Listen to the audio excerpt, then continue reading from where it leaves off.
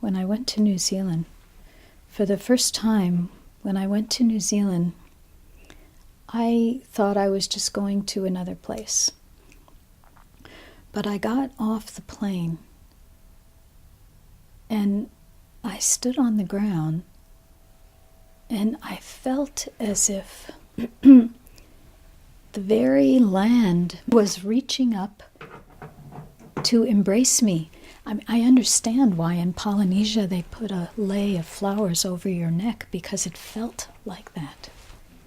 It felt like I was being greeted by this beautiful land. And it didn't go away. Everywhere I went, the trees, the flowers, I told people a story. So if you're feeling like, what's she talking about? This is crazy. I will tell you that everyone I shared that with, many people thought I was crazy, until a few of them came with me. And they discovered the same experience. And because everything, the land and well, let me take it one step further. So then I went to meet some Maori healers and wisdom keepers. And the more I've gone to New Zealand, the more I've realized that to those there who are the indigenous people, or those who are connected deeply to the indigenous people, and it's a little different than in America. If you have a drop of Maori blood, you're considered Maori. You don't need papers, you don't need to prove it. You just are. And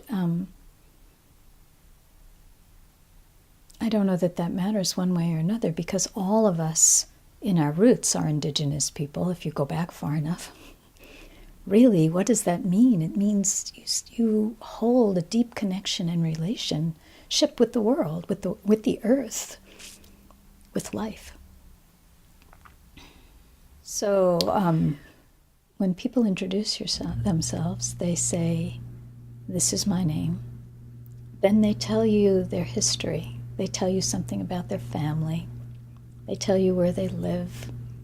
Then they tell you their mountain.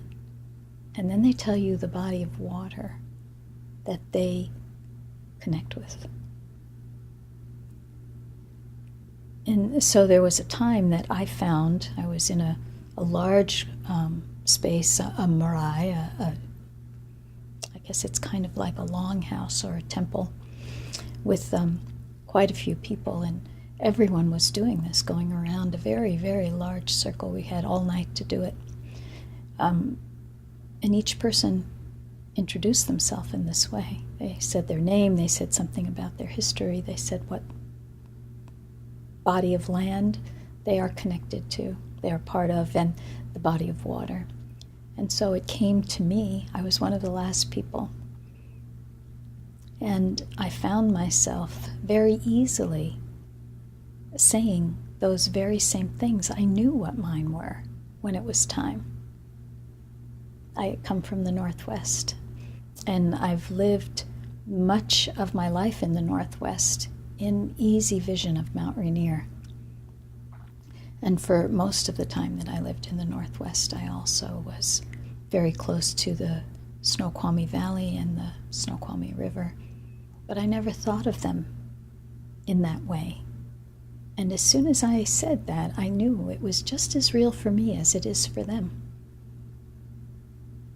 I had just not paid attention. So this is why I'm encouraging everyone to not be shy, because this land has been ignored for so long. It's like it's been shunned by the very people who could love it. And we could begin our relationship not only with the land, but with the life, the whole of life around us, which those who are religious would call God out there, the expression of the divine. And you might have your name for that wholeness of life, of livingness. the one expressed as life.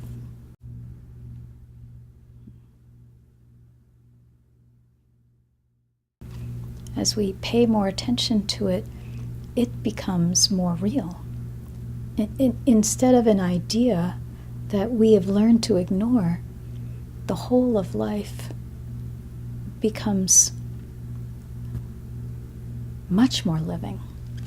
It becomes living in just as real a way as you are alive, rather than the background to your life. And I think that's what's really important, is to let the whole of life, just to relax and let the whole of life be. Something really changes.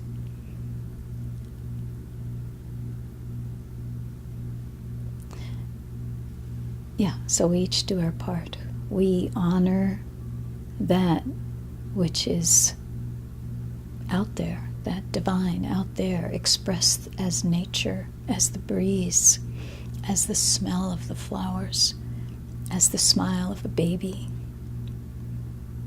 as that friend that puts their arm around you, as the grumpy neighbor. We just honor it, rather than ignoring it. And the more we allow its reality, the more the very texture of living shifts. Until it's not a concept anymore. Here I am, there you are, out there. Until it's so much a part of reality that it's part of every breath. It helps you also to develop really good boundaries. If you don't exist, there's nothing to give away, there's nothing to give up to the divine. If you're on a path of giving over, you have to have good boundaries. And in order to have good boundaries, you have to be willing to live. You have to finally say, okay, I'm here, instead of spend your whole life fighting against being alive. It's a little tricky, but it can be done by relaxing. For me, I did it by doing a scientific experiment. What would happen if I just said, okay, there really is something there? And I acted as if it were true. I decided to do it for 6 months. And at the end of 6 months, I realized that having that concept and doing my experiment allowed me to find a genuine experience that's real for me, that no one could possibly take from me, because it's what I am.